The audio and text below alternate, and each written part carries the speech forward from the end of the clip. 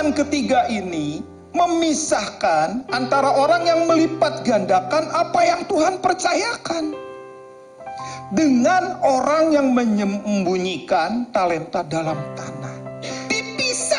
Dipisah. Orang yang mau serius dengan kepercayaan Tuhan, serius,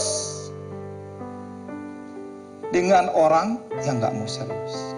Tuhan melihat bahwa apa yang dikerjakan dengan kesungguhan menghasilkan sesuatu yang penting di hadapan Tuhan. Ini perumpamaan yang keempat, berbicara tentang penghakiman terakhir di Matius 25 ayat 31 dan 46. Penghakiman terakhir ini memisahkan kambing dan domba. Apa yang disebut kambing dan apa yang disebut dengan domba? Ketika dia berkata, yang di sebelah kanan yang disebut domba berkata, "Kenapa kami disebut dengan domba, Tuhan?" Lalu Tuhan berkata, "Ketika aku lapar, ketika aku haus, ketika aku kedinginan, ketika aku telanjang, ketika aku di penjara, kamu ngurus aku." Lalu teman-teman yang di sebelah kanan ini berkata, "Tuhan, kapan engkau lapar? Kapan kau haus? Kapan kau kedinginan? Kapan kau di penjara? Waktu kamu ngurus orang yang paling lemah, engkau lakukan untuk aku." Lalu yang di sebelah kiri, "Dan kamu, waktu aku lapar, ketika aku haus, ketika aku kelaparan, ketika aku kedinginan, ketika aku di penjara, kamu gak ngurus aku. Kapan Tuhan?" Ketika kamu gak ngurus orang yang lemah, yang perlu ditolong, kamu gak ngurus. Kamu gak ngurus aku. Hari-hari terakhir ini akan dipisahkan antara gandum dengan gabah.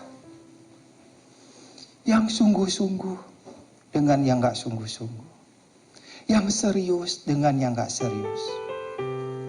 Yang mau habis-habisan dengan Tuhan, dengan orang yang main-main, akan dipisahkan. Pemisahan ini gak bisa digantikan oleh apapun. Kesungguhan adalah kesungguhan.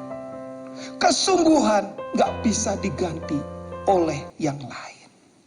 Tidak ada yang dihasilkan dari ketidakpedulian.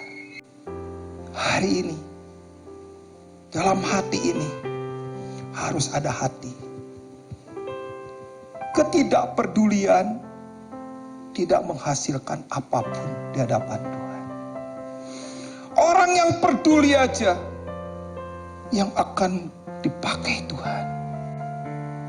Walaupun masih muda, tapi roh Tuhan bisa turun atasmu dan mengubah hidupmu dan memakai hidupmu. Amin. Tuhan akan pakai hidupmu. Sekarang dengar firman Tuhan baik-baik. Gak ada yang dihasilkan dari ketidakpedulian. Mulailah peduli sama teman-teman. Mulailah peduli dengan teman sekolahmu. Mulailah peduli dengan teman kampusmu. Apakah teman sekolahmu itu di sebelah? Kau suka doain gak? Saudara, engkau di sebelahmu. Engkau di sebelahnya. Kalau kita berkata, sama seperti Kain, "Di mana adikmu?" Emang aku ini penjaga adik? Urusan temanku sebelah ya gak urusan. Enggak. Teman sebelah urusan kita. Semua dari kepedulian punya hati teman sebelah itu.